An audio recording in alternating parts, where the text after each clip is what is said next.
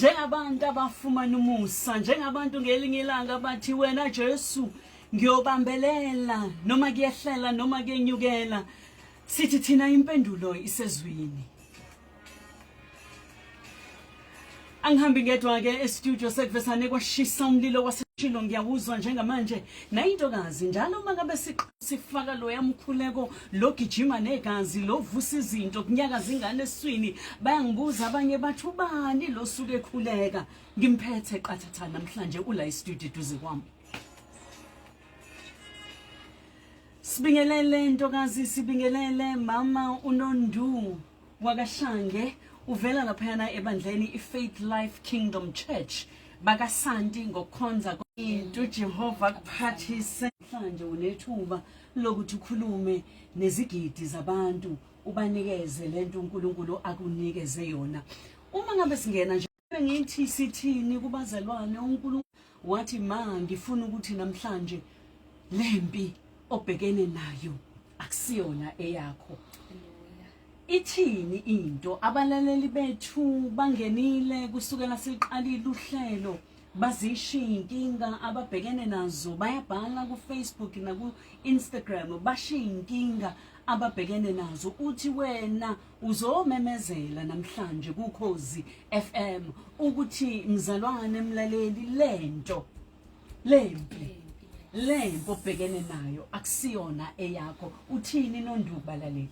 Ngizathi nje namhlanje lempi obhekene nayo usekhaya akusiye yakho, kodwa lempi inomnikazi wayo. Umunye mangabe buka impi angabheka impi yokuphuma nezikhali kuyoliwa kugwazwane kube njeya, kodwa isimo lesi ongawakhuluma uNkulunkulu uzwa ukuthi akusakhulekeki, kodwa uNkulunkulu uya-understanda zonke izimo esikhuluma kuyo, understanda ngisho inyembezi zakho, ulimi seningasakwazi ukuphimisa lokho okuzwayo, kodwa mawufika endaweni yakho yokuthandaza bese ukhihla isililo, uNkulunkulu uyayifunda nalezo nyembezi. Ngizothi nje ungakiyeki ukuthandaza noma ngabe uyeza ukuthi asephelile akusavume kangakanani, ayikho ngoba ngayo, kodwa ukunqoba kwethu ukhona emadolweni. Sithi ngalesi sikhathi impendulo asiyitholi kwezinye indawo, ayikho ekuhlakanipheni kwethu, ayikho kuma degrees ethu, ayikho kuma networks ethu, ayikho kubantu esibathembile, kodwa sithi impendulo isezwini. Ngena ezwini ulu egameni lika Jesu. Baba siyabonga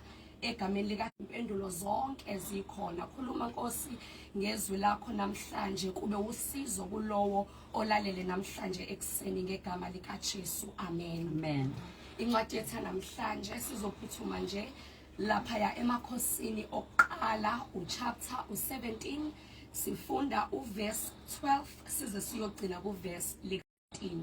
Angiphinde futhi incwadi qala uchapter u17 sifunda uverse 12 siyogcina kuverse 14. Lifundeka kanjena ke izwi likaNkulunkulu. Kepha wathi kuphila kukaJehova uNkulunkulu wakho anginalo neqebelengwane, kukhona kuphela ukhweshe lwempuphu embizeni nengcosana yamafutha ophisweni, ukuba sikudle sife njengokusho kwakho. Kepha ngenzele mina kuqala iqebelengwane elincane ngakho ulilethe kimi, andukuba uyilungiselele wena nendodana yakho. Ngokuba usho kanje uJehova uNkulunkulu kaIsrayeli uthi, imbiza yempuphu ayikuphela nophiso lwamafutha aliyukuswela kuze kufike lolo suku uJehova anisa ngalo imvula emhlabeni. Amen. Inkosi mayibusise ukufunda kwezulayo ekuseni egameni lika Jesu. Lapha siyafunda mawami ngowesifazane waseZerafeli. Malimchaza iBhayibheli lithi kwangasiye nje owesifazane ofana nabanye kuyo le ndawo ayephila kuyo, ngoba lona wesifazane wayesengumfelokazi.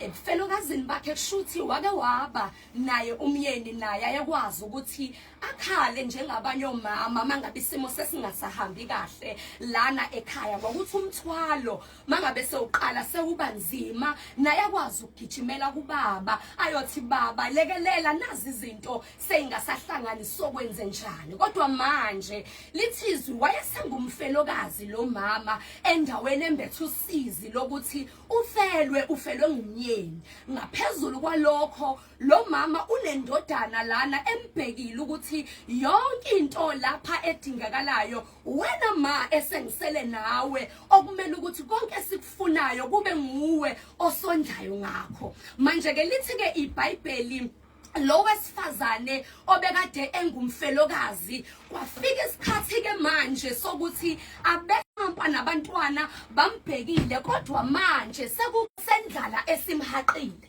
Ngalolu suku uthe uyavula emakhabetheni wathi mangabethi uyabheka wafica kukhona ukhweshe nje lwempuphu kanye nophiso lwamafutha. Wathi mangabeqala ethi uyabala lo mama mebuka lempuphu engangesandla ebuka lamafutha asehukeshezana waqala ethi uyabala ukuthi sizokudla insuku eyingaki lokhu kudla ngoba nampa abantwana balindele ukuthi badle phela. Wathi mebala wabona ukuthi angeke kwanele ngisho usuku kodwa ukudla nje abazokudla manje bese beyafa. Umekhuluma lo mama okusho ukuthi wayesekubonile ukufa kwenyuka ngamafastela eselindele ukuthi kube mboze nje kuphela. Ithuna lo mama wayeselimbile wambela nomntwana wakhe ngoba mebuka ukudla okusemaphaketheni akumeshi ukuthi basangaqhubeka baphile. Wathi bebheka lo mama omakhelwane bakhe abayiboni lenkinga abhekene nayo ngoba lempi bekungeyona impi yokuthi ayilwelwe omakhelwane nabomndeni bebekhona kodwa lempi bekungeyona impi yokuthi liwe ngabomndeni kodwa lempi binomnikazi wayo kumele ukuthi makavele ke manje kulesi simo esibonakalayo ukuthi silethile ukufa lana. Waseyaphuma lo mama uma ngabe phuma lithi iBhayibheli wayeyocakasha. Ngiyambheka ephuma lo mama emehlweni akhe wethwele usizi. Lo mama emehlweni akhe wethela inyembezi izinto ayihlangani uyocakasha inkuni zokuthi abase apheke isidlo sokuthi afe namhlanje. Kodwa lithi iBhayibheli kwakukhona uNkulunkulu obonayo nasekusithekeni. uNkulunkulu ukuthi noma omakhelwane noma ihlobo noma umndeni ungaboni inkinga le umuntu asuke ebhekene nazo kodwa uNkulunkulu akwazi ukubona ekusithekeni ukuthi lo muntu unesidingo anaso. Waseyasusa umuntu Elijah owayehlele emgedeni eqashise ukuthi abantu bayamzingela ngenxa yokumela uNkulunkulu endaweni yangakubo. Manje uyasuka Elijah uyaphuthuma kunesifo esikhona laphayana impi seyanqoba lona wesifazane useqomile ukufa yena ngokwakhe usebonile ukuthi ayikho enye indlela kodwa wathuma uNkulunkulu ethuma umuntu ezweni laseZerafati. Mangabe fika uElijah uyamfika lo mama uyaqakasha ufuna ukuyobasa isimo siba kulungile ekhaya naku ukufa sekwanyukile akazi ukuthi uzothatha ini abeseyihlanganisa nani. Kwasho ukuthi khona uJehova wempi obone kusithekene onqobelanayo athi mangabe fika afohle njengamanzi amaningi ukuthi mangabe intaba iphakama abuza athi ungubani wena ntaba phambi kwalabo uzokuba yithafa. Uyafika kulo wesifazane ulethe umyalezo wokunqoba kwakhe kulempi abebhekene nayo. Angazi lendlala lo wesifazane wayesebhekene nayo isikhathi esingakanani kodwa uNkulunkulu esezulwini wayabona ukuthi kunowesifazane osesidingweni lapha sokuthi alwelwe kulempi ayebhekene nayo. Uyafika uElijah kwangaba khona nesikhathi sokuthi kubingelelwane ngoba isimo siyaphuthuma naku ukufa kwenyukile. Wasondela uElijah wathi mama ngiphuzisa amanzi. Waphenduka lo wesifazane egcwele usizi embethe ukufa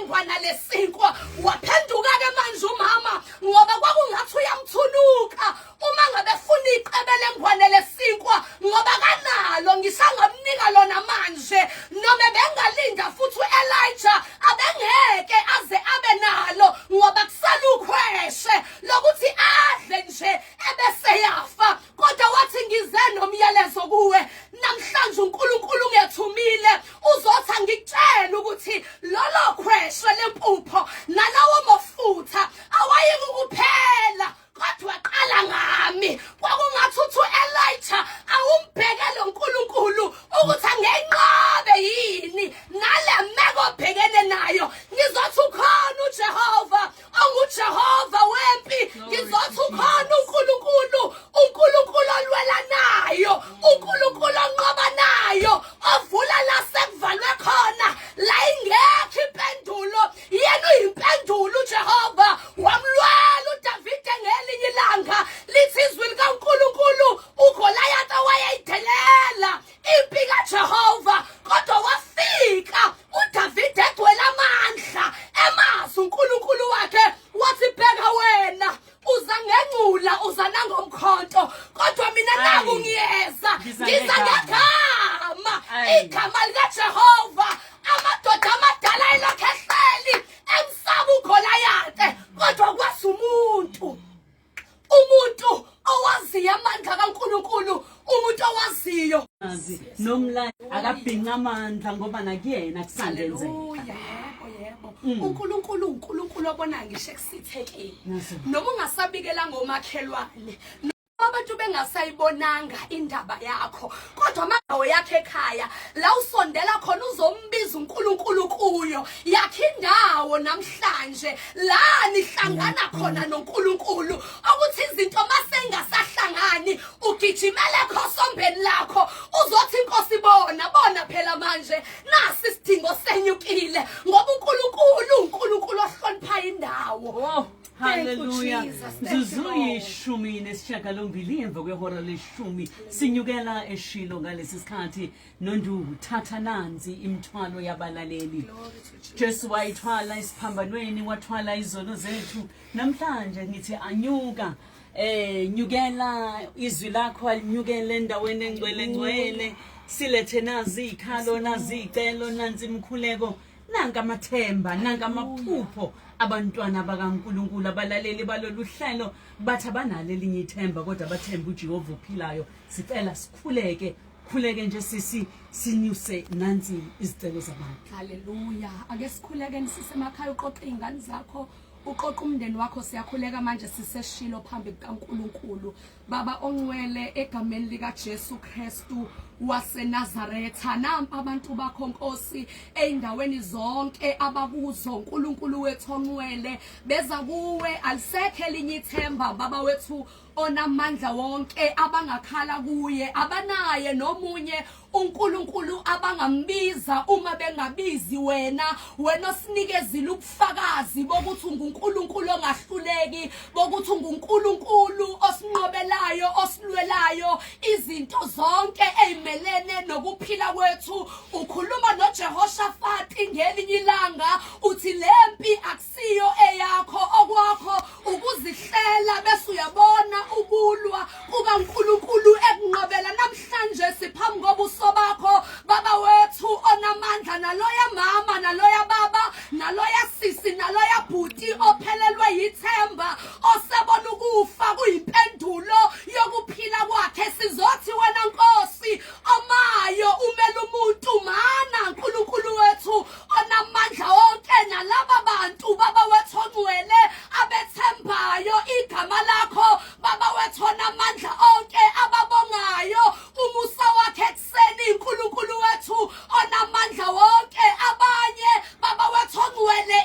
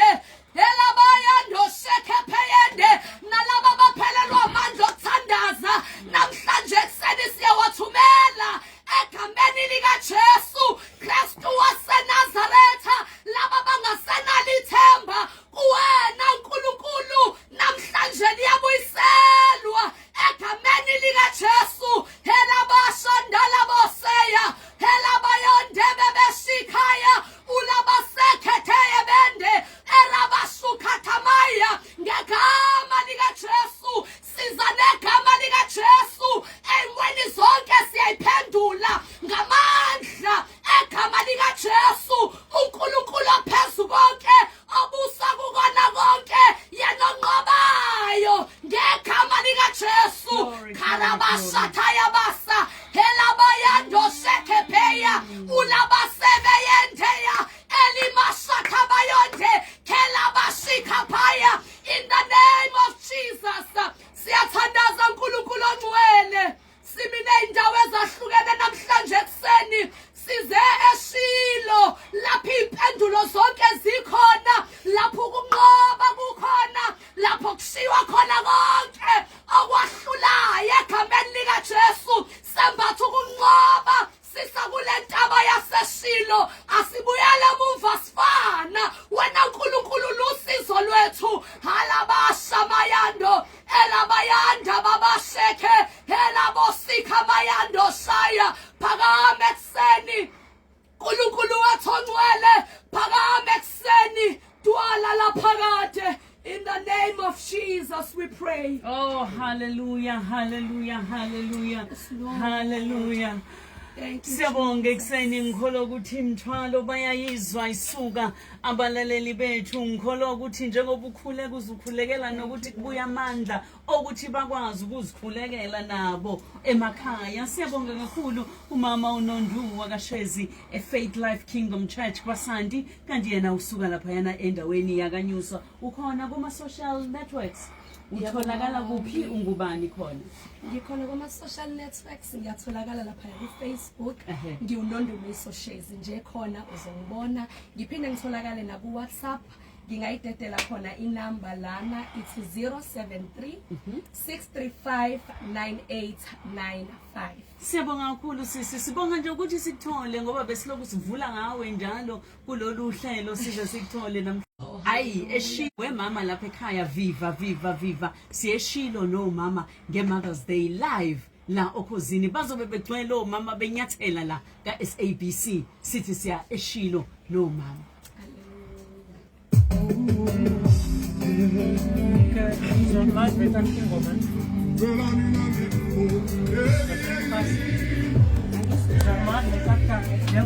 Yep.